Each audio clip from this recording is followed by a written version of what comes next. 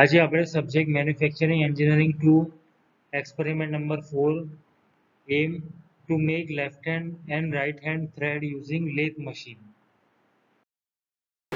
Experiment number 4 to make left hand and right hand thread using lathe machine.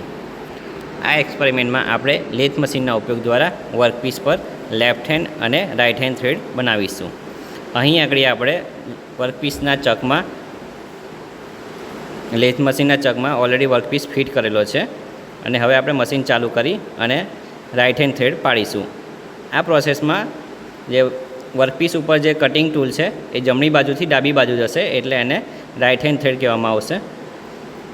ધીરે ધીરે આપણે cutting ટૂલની એજ workpiece પર લઈ જઈ અને મટીરિયલ રિમૂવ કરીશું.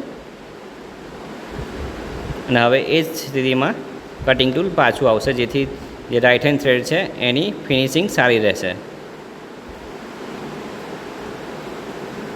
અહીં આગળ આ વર્કપીસ પર રાઇટ હેન્ડ થ્રેડ બની ગયા છે ખૂબ સરસ રીતે.